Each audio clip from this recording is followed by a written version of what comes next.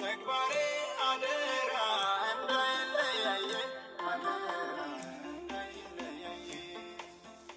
ይሁን አድራሻዬ ኢየሱስ ከመስቀል ላይ ኢየሱስ ከመስቀል ላይ ቃልና ተግባሬ አደራ እንዳይለያየ ይሁን አድራሻዬ ኢየሱስ ከመስቀል ላይ ኢየሱስ ከመስቀል ላይ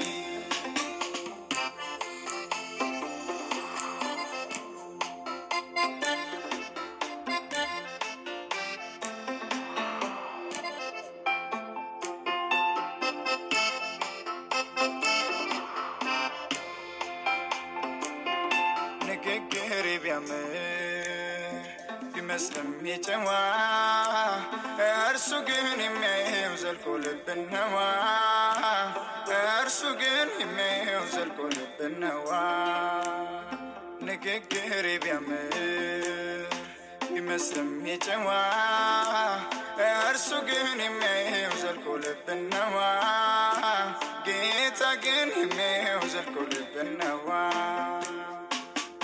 ይሁንልህ ተግባሬ ደሞንደን ግግሬ ዘመኔ ቆጭልህ እኔ ሳንተ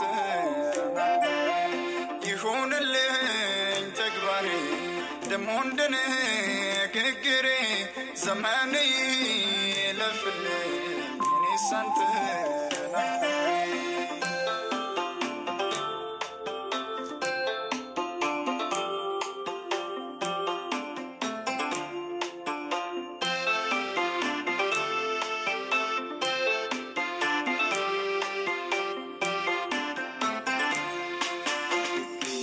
ቢያምርልኝ ሰው ቢያሳምን ልቤን ይመረምራል ዘልቆ የውስጥን ያልኖርኩትን ሕይወት ለሰው ከምናገር ጸጋህን አብዛልኝ ኢየሱስ ማለት ይሻል ነበር ያልኖርኩትን ኑሮ ለሰው ከምናገር ጌታ ሆይ አግዘኝ አዎ ማለት ይሻል ነበር ቃልና ተግባሬ አደራ እንዳይለያየ ይሁን አድራሻዬ ኢየሱስ ከመስቀል ላይ ኢየሱስ ከመስቀል ላይ ቃልና ተግባሬ አደራ እንዳይለያየ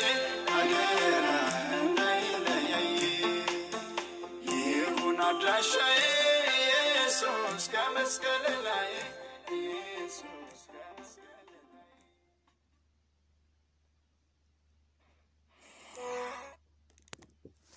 nagaan isiniif haa ta'u jaalatamtootaa fi hordoftoota koo akkam jirtu fayyaa keessanii nagaa waaqayyoo bakka jirtanitti isiniif haa baay'atu nagaa keessan akka taatan nan amana gooftaan ayyaana isaa isiniif haa baay'isu sagaleen koo isinitti dhaga'ama jedhee yaada maybe xiqqoo yoo gadi bu'ee hin beeku yaa'amuma dhaga'ametti dhaggeeffadha isinitti dhaga'ama amma tokkummaa ol kaasuudhaaf nan yaala gooftaan hunduma keessanii ayyaana isaa baay'isu isin haa eebbisu waaqayyo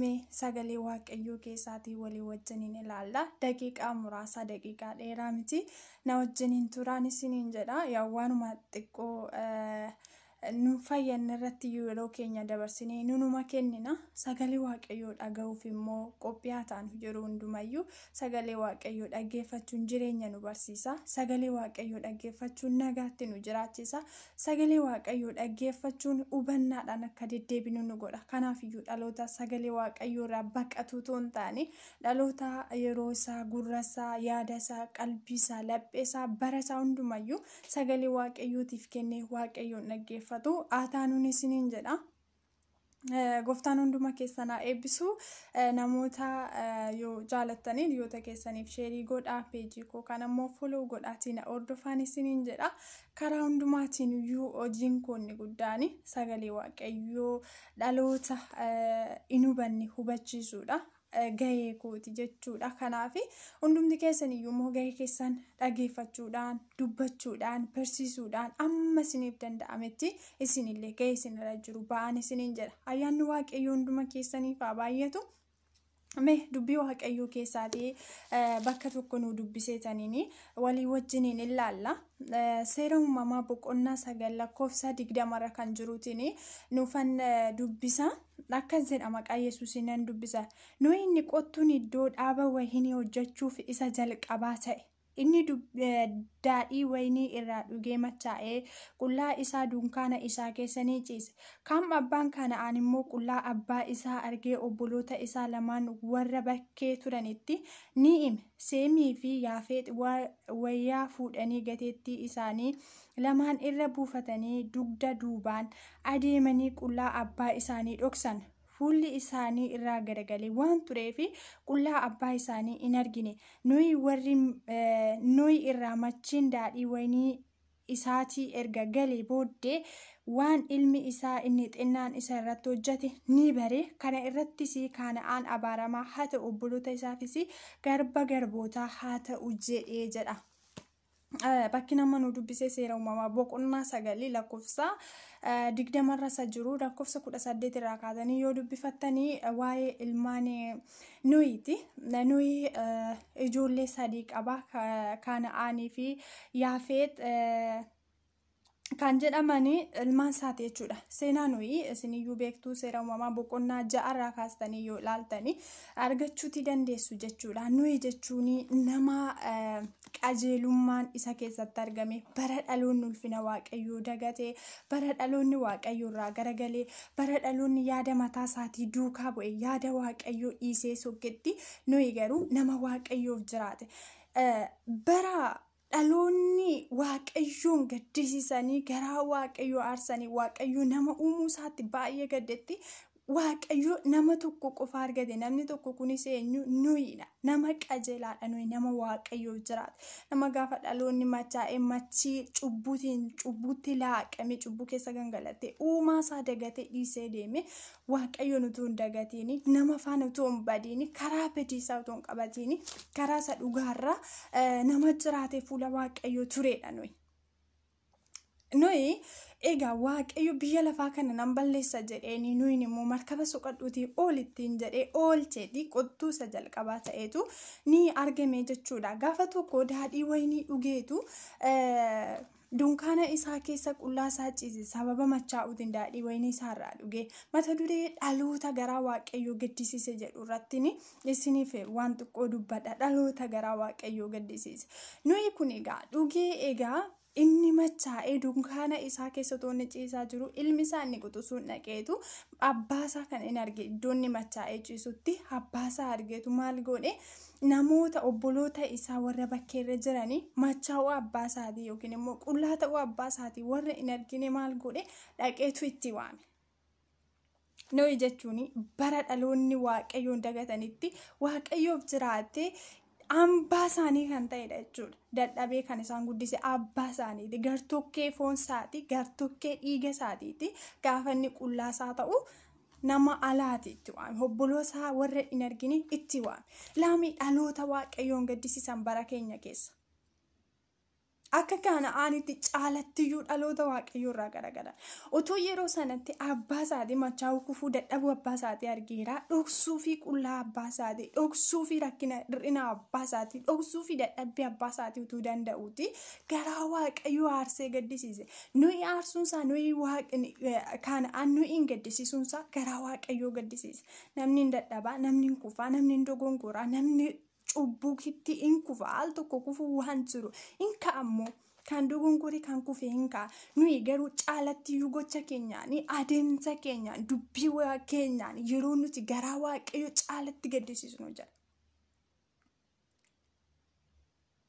Nohi dadhabeera nama waan ta'eef machaa'eera. Ilmi isaa garuu maal godhee qullaa abbaa isaatii obboloota isaa warra bakkee warra hin argine hin waame.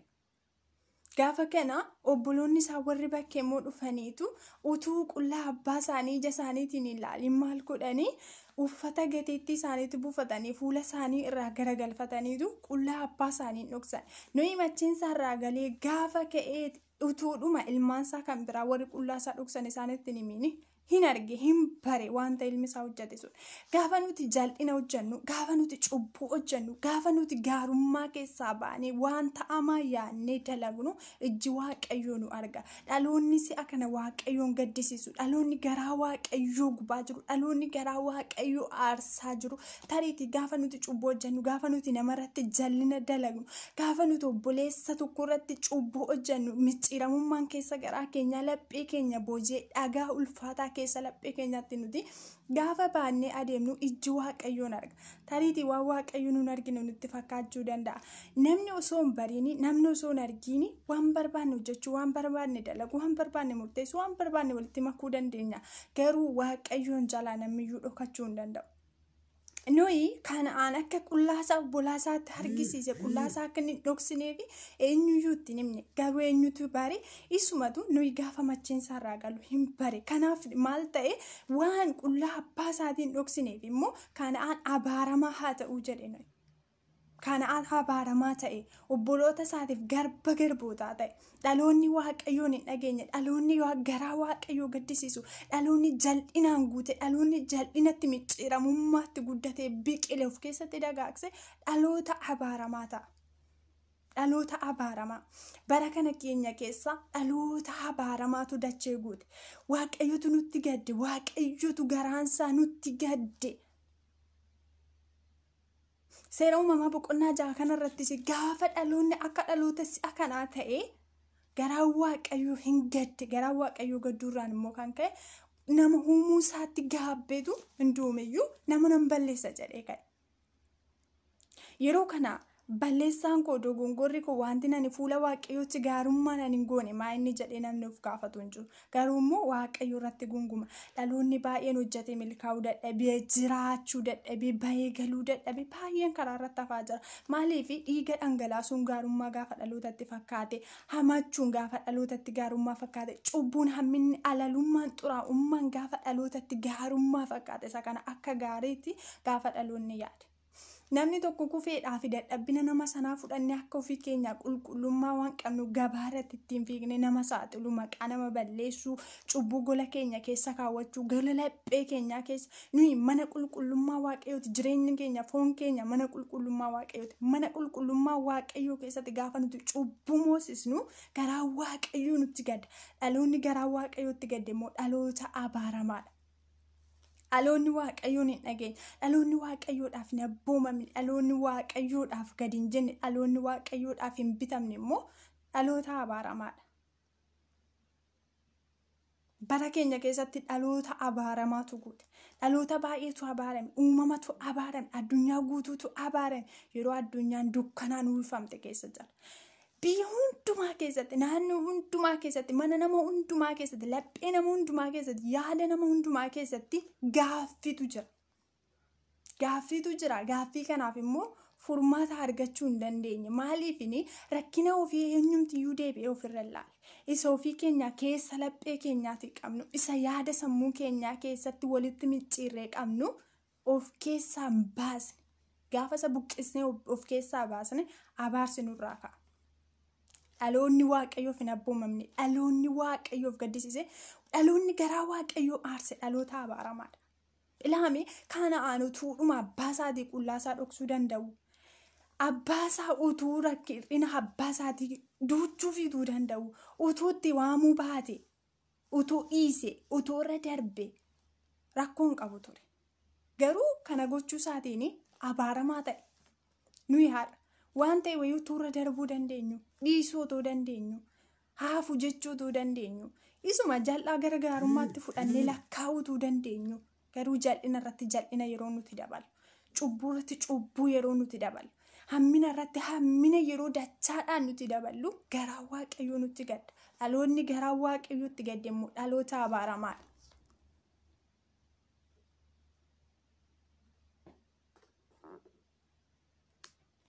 dhaloonni garaa waaqayyoo gaddisiise immoo dhaloota abaaramaa.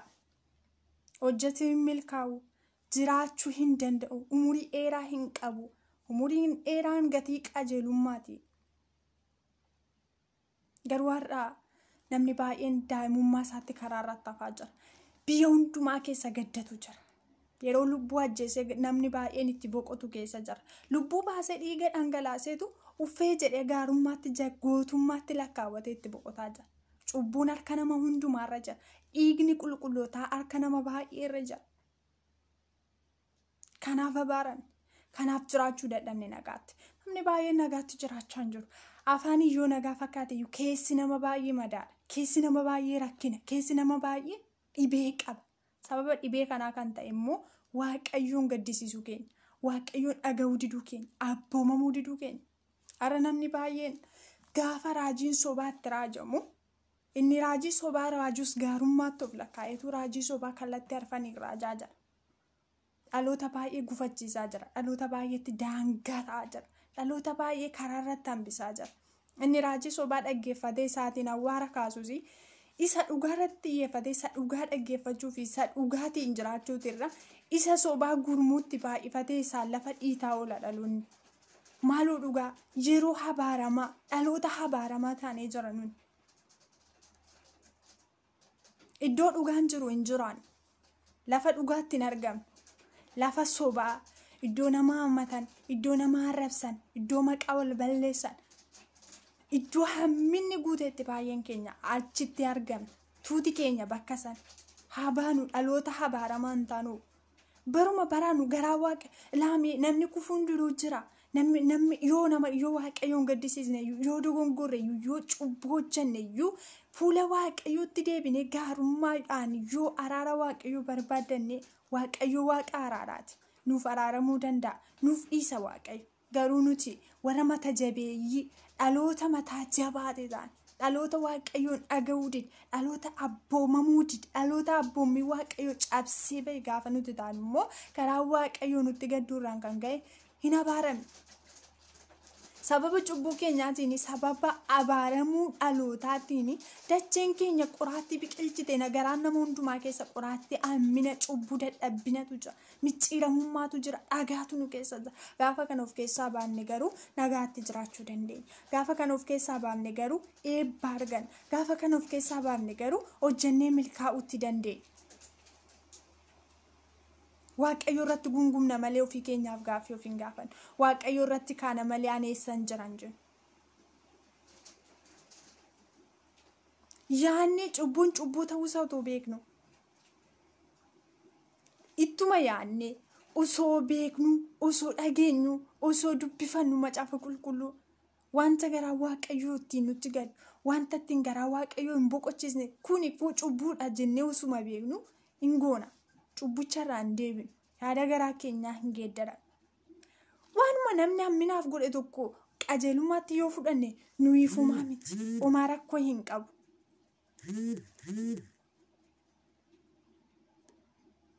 Garuu isa kanarraatiin fagaanna miti. Isa gaariiyyuu micciirree hamminatti fudhanna. Isuma qajeelummaa of keessaa qabu yoo hamminatti lakkaawwan. Kanaaf dhaloota abaaramoo ta'an. Dhaloonni abaaramoon immoo jireenya gaarii ittiin jiraatu. Nagaa hin qabu. Addunyaa guutuu irratti har'a namni baay'een seexana maqaa balleessa 666 yoo namni dhukkubsatees, yoo namni dubbates, yoo namni waan ta'es illuminaatii kan faarfamu kan lallabamaa jiru kallattii hundumaan isa gana. Miti garuu isa kanaaf bakka hin kenninu.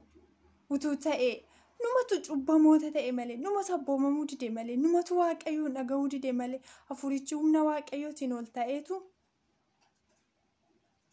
yoo rakkoon tokko addunyaarra rakkoon jiru cubbuudha.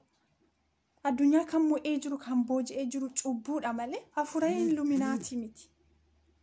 Bakka namni waaqayyoo jirutti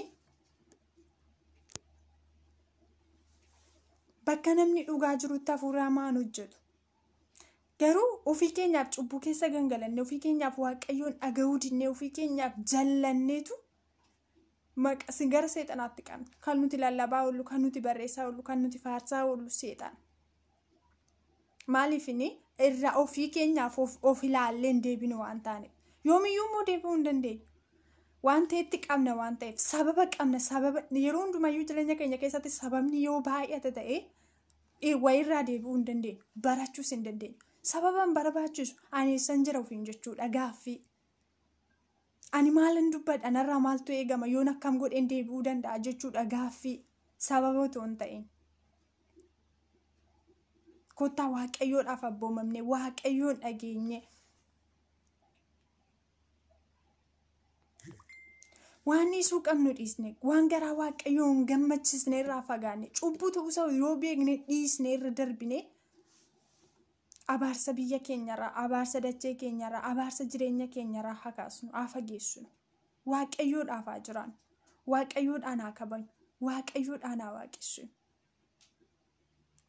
Nuyi kan uumamnee fi akka cubbuu dachee irratti babal'isnuuf miti. Lafa hundumaatti dhugaan jallate, dhugaan bade, dhugaan awwaalame, dhugaan ukkaamameetu somni ija godhatee addunyaarra faca'ee jira. Addunyaa guutee jira. Gaaffii rakkinni addunyaa, dhibeen addunyaa baay'ee furmaata qoricha kan dhabuu fi lafa hundumaatti, biyya hundumaa keessatti, mana hundumaa keessatti dhibeen qoricha hin qabne. Namni dhibee miti, dhibee isa jaan argamu miti, dhibee isa namni haadaa deemu miti, dhibee isa haaduu hin dandeenyeetu garaa nama baay'ee keessa, laphee nama baay'ee, jireenya nama baay'ee keessa jira. Garuu gaafa dhibichi gadi ba'e immoo rakkoodha. Dheekkamsa waaqayyoo nurratti fida, ulee waaqayyoo nurratti fida. Kanaaf dhaloota abaaramoo hin taane, dhaloota waaqayyoon dhaga'uu didan taane. Inni nageenya garuu itti jiraachuu hin dandeenyu. Nutti lallabamaa, hin dubbifannaa. Nuni isin lallabnaa, nuni isin faarsinaa, nuni isin jenna garuu ittiin jiraannu. Itti jiraachuun immoo isa dursaati. Dhageenye yoo itti jiraanne, dubbifannee yoo itti jiraanne malee dhaga'uun gatii hin qabu. Kottaa dhaloota waaqayyoon dhaga'aa ta'an. Dhaloota garaa waaqayyoo gaddisiisu utuu hin ta'in dhaloota waaqayyoon gammachiisu. Dhaloota waaqayyoodhaaf jiraatu. Dhaloota garaa waaqayyoo boqochiisu haa ta'an. Waaqayyo nama garaasaa boqochiisu barbaada. Waaqayyo namatti gammadu barbaada. Akka jenne taanee argama. Namni baay'een akka jedhe ta'een argama. Iddoo waaqayyo nu kaa'ee hin jiru. Iddoo waaqayyotti nu barbaadu hin jiru. Sobaan keessi keenya amminaan kan guutamedha. Maaloo kottaa dachee keenyarraa dhalootarraati abaarsa balleessuun. Abaarsaan dacheen keenya badu hin qabdu. Sababa cubbuu keenyaatiin. Dheekkamsi waaqayyoo nutti dhufu hin qabu sababa abboomamuu diduu keenyaati. Waaqayyoof abboomamne, waaqayyoon dhageenye, waaqayyoof jiraanne dhaloota heebbifamoo haa ta'an. Dhaloota garaa waaqayyootti boqotu haa ta'an. Ayyaanni waaqayyoo hunduma keessaniif haa baay'atu. Gooftaan isin haa eebbisu. Daqiiqaa dheeraa irra hin turu. Baay'een isin jaalladha, baay'een isin kabajaa. Dhaloota waaqayyoon gaddisiisu utuu hin taane, dhaloota waaqayyoon gammachiisu haa taanu. Ayyaanni isiniif haa baay'atu. Halkan gaarii qabaadhaa. Shaaloom.